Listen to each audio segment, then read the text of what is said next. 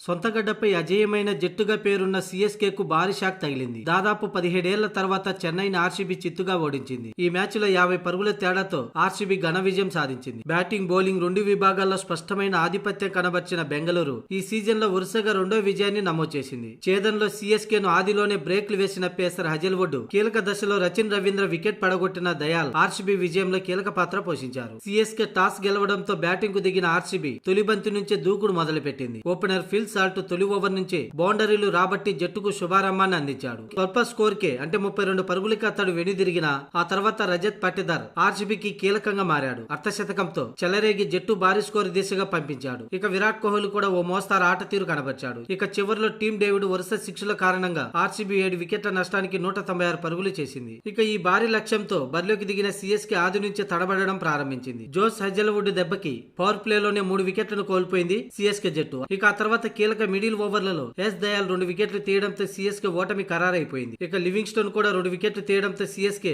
ఓటమిని మూట కట్టుకుంది. చివర్లో ధోని మెరుపులు మెరిపించిన ఉపయోగం లేకుండా పోయింది. ఇక ఆర్సీబీపై సిఎస్కే మ్యాచ్ ఓటమి అనంతరం రుతురాజ్ గైక్వాడ్ స్పందించాడు. నిజం చెప్పాలంటే ఈ వికెట్ పై 170 పరుగులు ఛేదించడమే కష్టం. బ్యాటింగ్ కు ఏమాత్రం అనుకూలంగా లేని ఈ పిచ్ పై భారీ స్కోరు చాలా కష్టం. అందులోని ఫీల్డింగ్ లో మాకు ఈ రోజు బ్యాడ్ డే. చెత్త ఫీల్డింగ్ మా పతనాన్ని శాసించింది. ముఖ్యంగా 170 పరుగులు ఛేదించాలంటేనే ఈ పిచ్ పై పెద్ద కష్టం. అలాంటిది మరో 20 పరుగులు అదనంగా స్కోర్ బోర్డుపై ఉండడం కఠిన సవాల్గా మారిందని, ఒకవేళ ఇలాంటి టార్గెట్ ను ఛేదించాలంటే పవర్ ప్లేలో దూకుడుగా ఆడాలి. బంతి పాత పడితే బ్యాటింగ్ కు మరింత కష్టం అవుతుంది. కానీ మేము పవర్ ప్లేలో సరిగ్గా ఆడలేదు. ఎదురుదాడికి దిగి మంచి ఆరంభాన్ని అందుకొని ఉంటే ఫలితం మరోలా ఉండేదని రుతురాజ్ గైక్వాడ్ అన్నాడు. మొదటి నుంచే దూకుడుగా బ్యాటింగ్ చేయకపోవటం, మేము అనుసరించిన ప్రణాళికలు సరిగ్గా అమలు కాలేకపోయిందని రుతురాజ్ పేర్కొన్నాడు. అయితే ఈ మ్యాచ్ లో మేము ఓడినా సంతోషంగానే ఉంది. ఎందుకంటే మేము భారీ తేడాతో ఓడిపోయే పరిస్థితుల నుంచి చివర్లో ధోని, జడేజా కాపాడారు. లేకుంటే 80కు పైగా పరుగుల తేడాతో ఓడిపోయే పరిస్థితుల నుంచి 50 పరుగులకు తగ్గించాం అంటూ రుతురాజ్ పేర్కొన్నాడు. కీలక సమయాల్లో క్యాచ్లు నేలపాలు చేయటం,